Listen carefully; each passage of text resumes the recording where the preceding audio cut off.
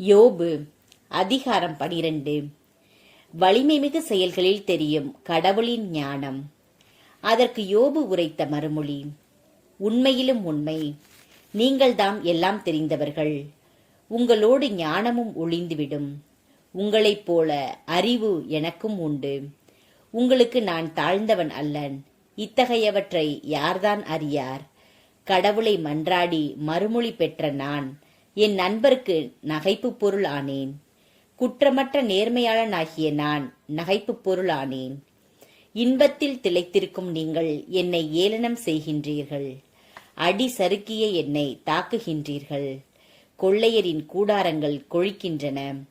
இறைவனை சினந்தெழச் செய்வோரும் கடவுளுக்கு சவால் விடுப்போரும் பாதுகாப்பாய் உள்ளனர். இருப்பினும் விலங்கிடம் வினவுக, உமக்கு அது கற்றுக் கொடுக்கும். வானத்து பறவை உமக்கு அறிவுறுத்தும். அல்லது மண்ணில் ஊர்வனவற்றிடம் பேசுக, அவை உமக்கு கற்பிக்கும். ஆழியின் மீன்கள் உமக்கு அறிவிக்கும். இவற்றில் ஆண்டவரை அறியாதது எது? அவரது கைதான் இதை செய்தது என எது அறியாது?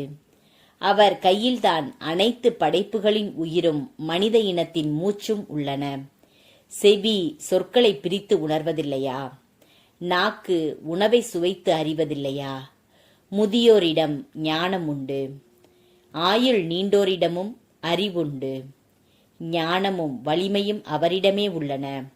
ஆலோசனையும் அறிவும் அவர்க்கே உரியன.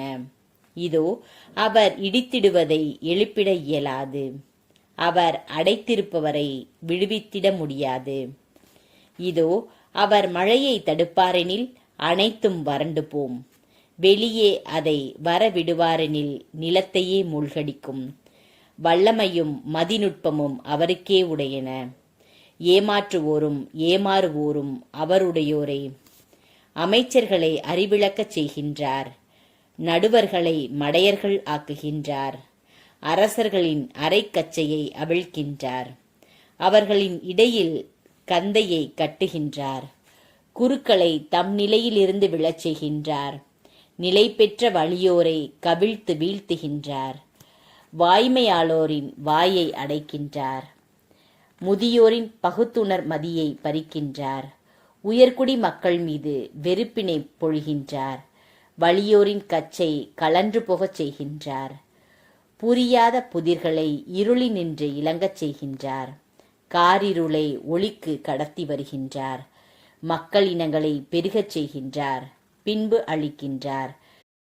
மக்களினங்களை பரவச் செய்கின்றார், பின் குறையச் செய்கின்றார். மன்னக மக்களின் தலைவர் தம் அறிவாற்றலை அளிக்கின்றார். வழியிலா பால்வெளியில் அவர்களை அலையச் செய்கின்றார். இருளில் ஒளியில்லாது தடவுகின்றார்கள். குடித்தவர் போல் அவர்களை தடுமாற வைக்கின்றார்.